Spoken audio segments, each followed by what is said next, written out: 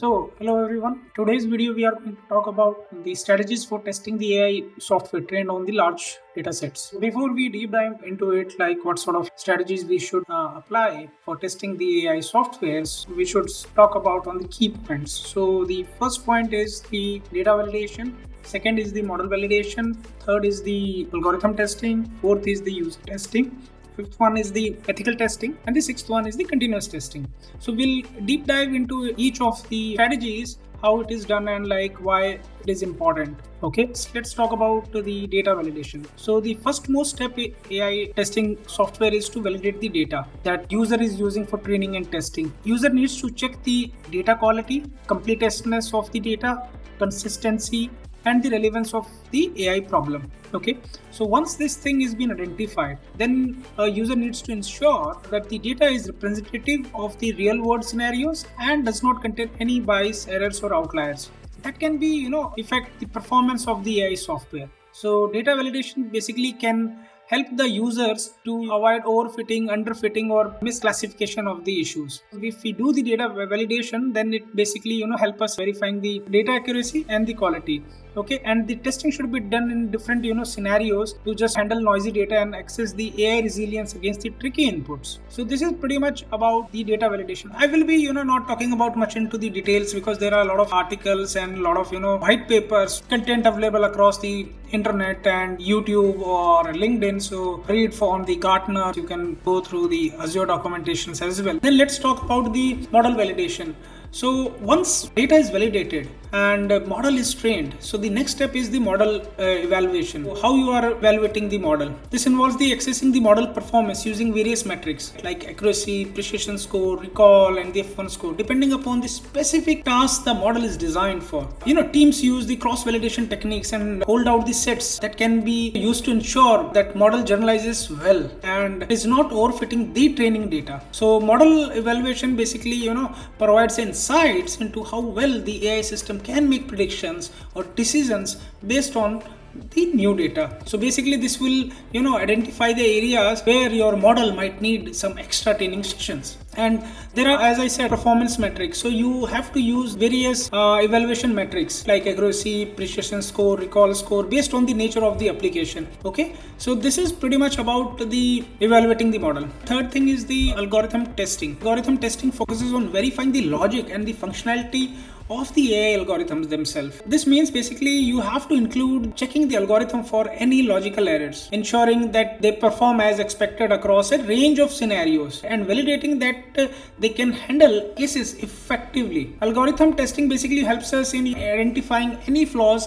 in the implementation that can lead to an incorrect outputs or erratic behaviors of the AI system. Also, if we need to assess how well the model performs under various conditions, including the noisy data, adversarial attacks, or the changes in the input distribution, so at that time it is basically used. You can also do the benchmarking. Benchmarking is something that can compare the AI system performance against the industry benchmarks and the state to ensure the competitiveness. This is pretty much about the algorithm testing. Now the fourth point is user testing. So this fourth step in the user testing is to test the user experience and satisfaction of the AI application. Okay, for that a user needs to collect the feedback from a real or potential users on the usability, functionality, and the value of the AI software. Now, user needs to test the user interface, interaction, communication of the AI software or application, which ensures that it has the intuitive and responsive and engaging experience which provides to the user.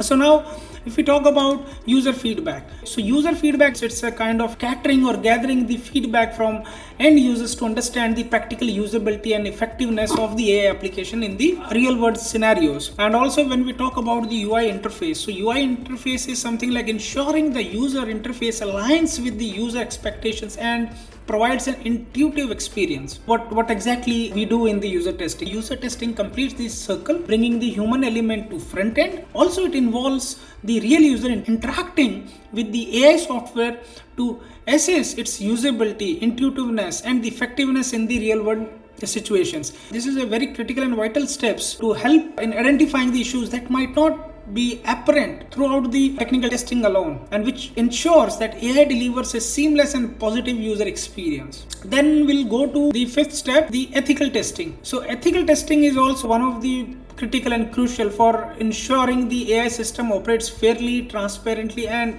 without any disparity. This involves the assessing the system's decisions for fairness, accountability, and potential biases, especially in sensitive applications. Ethical testing helps us in identifying and mitigating any adverse impacts the AI system might have on different groups of people, ensuring that it aligns with the ethical standards and societal norms. Also, this testing will basically help us the AI system which would not perform any discrimination or unintended consequences which may rise due to the use of large data sets. So it basically anticipates or mitigates any potential risk to the society and to the users, and it makes sure the AI works as the way it is being defined for or configured for. So the last step is the continuous testing, which basically monitors and evaluates and improves the AI application throughout its life cycle. We need to update the data, model, algorithm, and user feedback regularly and test the AI application for any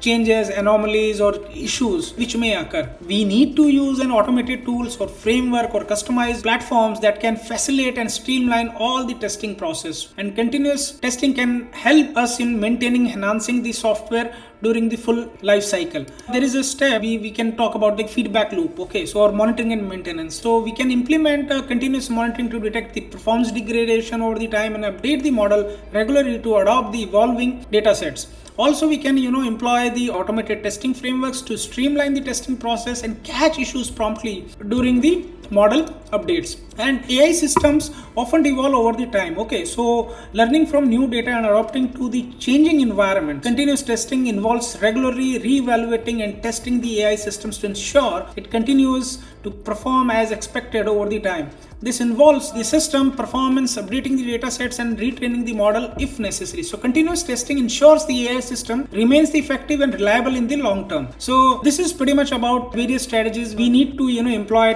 to make sure like we have right models, and models give us the right accuracy, and it follows the best industry practices and the compliance across it. So this is pretty much on this side, and please subscribe and like the channel.